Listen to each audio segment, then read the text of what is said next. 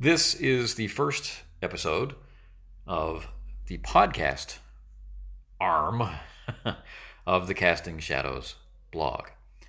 Casting Shadows can be found on WordPress at castingshadowsblog.com. It can be found on YouTube under the name of Runeslinger. And it can now be found here. And we will be beginning with readings of posts from the blog that I felt were important and ones that have survived the test of time. They're still a part of things that I end up discussing with players, old and new, online regularly. So they are things which I feel matter to satisfaction. We will, of course, eventually make it through those blog posts. And the blog posts will not be offered as dramatic readings as they were printed. They'll be offered with commentary to give some added value to that experience, whatever that might be. So, I hope that you'll enjoy experiencing the stuff I might have to say with me saying it. And we'll see where we go from here with the birth of this podcast to go along with everything else. The blog itself was started early in 2010 as a reaction to the death of a dear friend. He took his own life, and when he did that, he deprived us and everyone else he might have ever met of the pleasure of his company. He was one of those people that no one could imagine would end up that way, and everyone still feels the loss.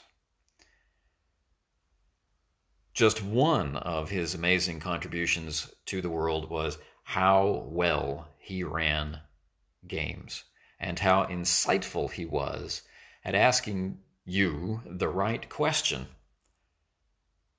for you to solve a problem you might not have even been fully aware that you were wrestling with yet. And of course, that went beyond role-playing games, but for this podcast, that's the important thing. And so, I took it upon myself to not end up the same way, to not, by my somewhat reserved nature, keep the things that I saw to myself, that I would share some of my insights and hope that maybe they offered something to someone somewhere who happened to stumble across them, and that they wouldn't just suddenly and irreparably be lost. So, the Casting Shadows blog is now expanding into the podcast format. Years too late. But I hope you will join me, at least for a while.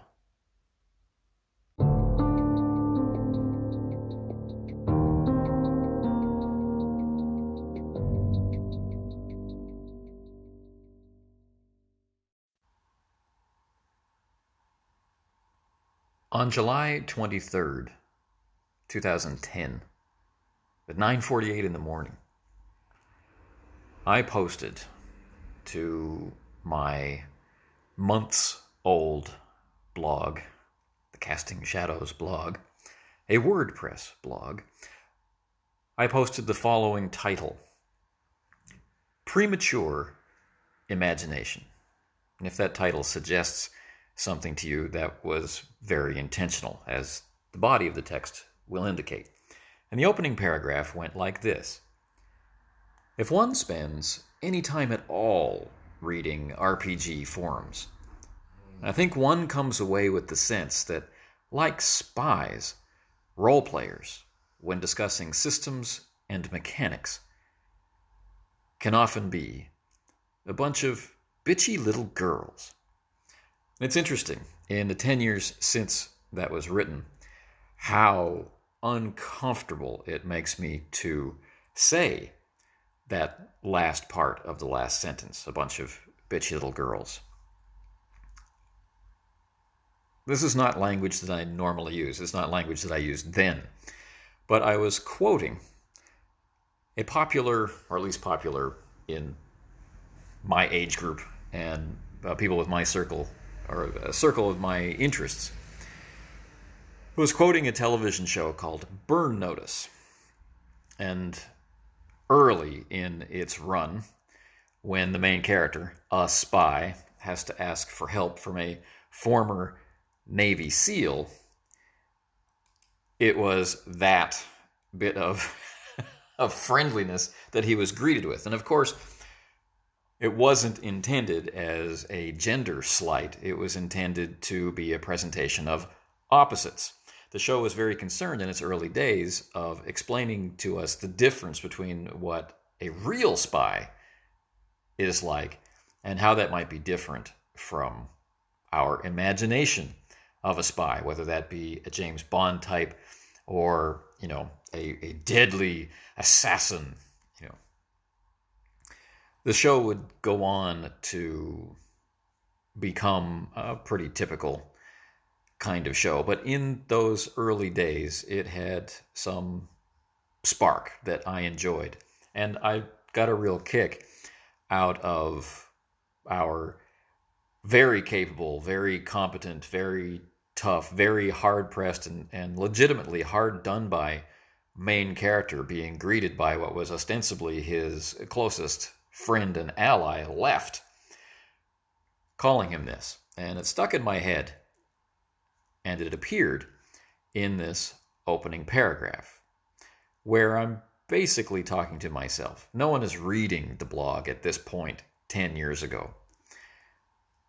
So, forgive me for the use of this line. It wasn't, as so many things in the world, it wasn't meant to offend anybody, and yet, of course, obviously, it can and does. So, let's continue with sharing this early post. Not the first post, but as I said, one where I'm still very much talking to myself and finding the voice I'm going to use on the blog and understanding the sorts of limitations that a text presentation, a short text presentation of these types of topics would encounter. So let's begin from the beginning. Again, Premature Imagination, posted to the Casting Shadows blog on July 23rd, 2010. If one spends any time at all reading RPG forums, I think one comes away with the sense that, like spies, role-players, when discussing systems and mechanics, can often be a bunch of bitchy little girls. Admit it. You know that it's true. It goes without saying that some systems are inherently flawed, or incomplete, or unwieldy, or too complicated to play before earning an advanced degree in theoretical mathematics. You will, I believe, be relieved to know that not only do I believe that this goes without saying, and so intend to say nothing about these games, this entry is not about such things.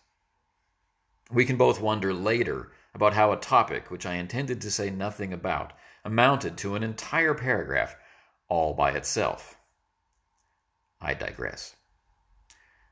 What this entry is about is the less talked about but no less present problem of premature imagination. Implication intended. Which plagues many a male-dominated game table around the world and dampens fun in much the same way as that other problem some men have. Pause from 2020. I am not, and was not, intending to say that only men have this problem, but in order to make the terrible metaphor of premature imagination work, I felt at that time that the notion of male-dominated needed to be thrust into this blog post. Now, my own personal history involves a large number of tables made up of more than one gender. Let's leave it at that. The boys-only stuff was just in high school. And it wasn't for lack of invitation. So, let us resume. Back to 2010. Picture this. An encounter is heated up to the point where combat is necessary. Weapons are drawn, boasts are made, gameplay gets derailed due to a movie quote, more boasts are made, things get back underway, too much fluid intake leads to a quick run to the bathroom, more boasts are made, and finally the group settles down to kill some things. Someone gets it in their head that due to the description of the scene, they should be able to strike a definitive blow to the head of one of the foes, and that the results of this action will be devastating. The dice are rolled, and damage is assessed. Minimum damage. Dissatisfaction saunters in, shoulders its way to a place at the table, takes the best seat, and puts its fat feet up. Dissatisfaction is a jerk. Where did things go wrong? Guys love to have things devolve into combat. Guys love to boast about the terrible things they're going to do to some imaginary thing in an imaginary place and time. Well, real guys, anyway. Guys love going to okay, that part of the scenario is more necessity than enjoyment. Anyway, what should have been fun stopped being fun somewhere along the way. And the reason tends to be, in my experience at least, that people forget that in a game where the dice shape or help shape outcomes rather than determine who gets to speak,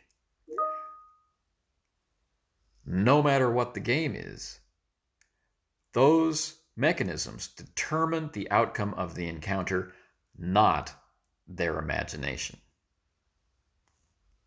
In some cases, this is a simple yes-no result for success, or it is open to more interpretation, such as in damage determination. But in any case, we are intended to relinquish the reins of imagination to that mechanism in order to structure the imagination to follow.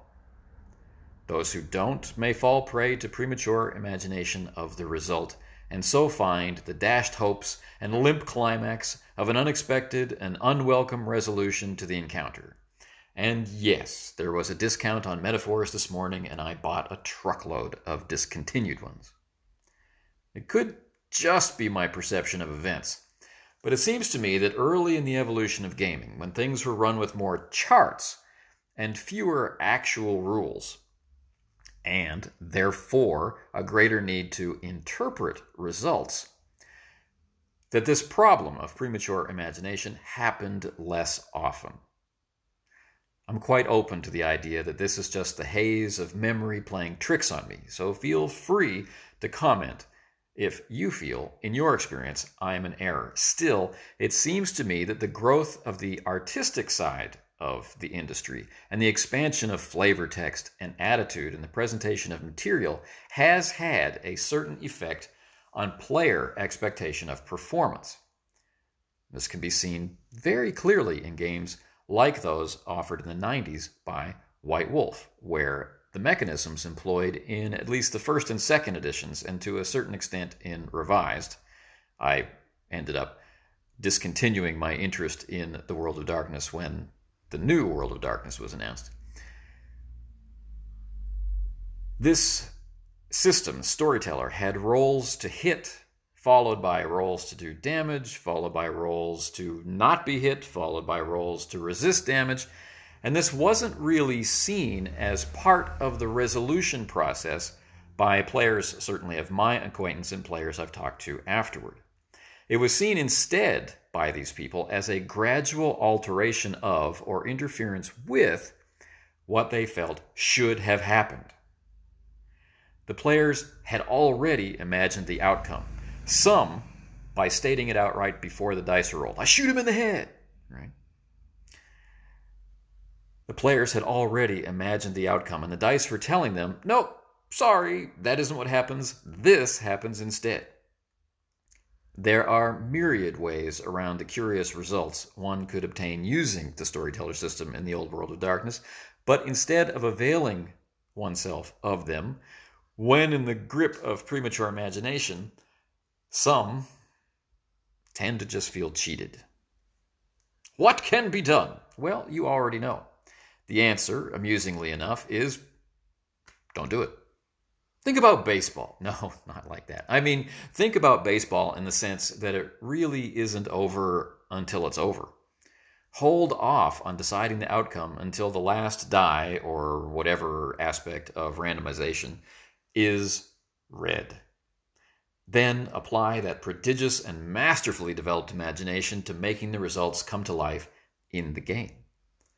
While this might require more effort in some systems than others, it really is less effort than the opposite, which is to work against the system or just sitting around the table complaining like a spy about how you didn't get what you wanted.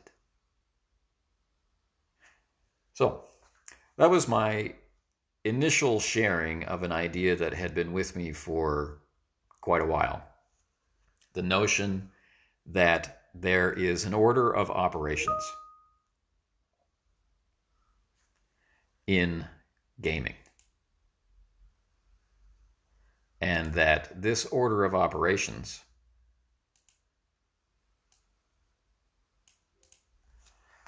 especially in the resolution of an interaction between the living players and the rules or mechanisms of determining outcomes.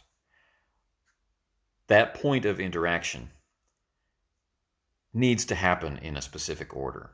If we are rolling just to determine degree, then we do want a clear statement of what is being done, and then we're going to see how much of it or to what extent we have surpassed it or just met it. But if there is doubt at all that the outcome will exceed even the base level of a hit or a success, then we must accept the fact that the roll must come first. And so we can have rolling before a statement, and we can have rolling during a statement, and we can have rolling after a statement. And each one of these choices should be for the proper management of expectation of the players.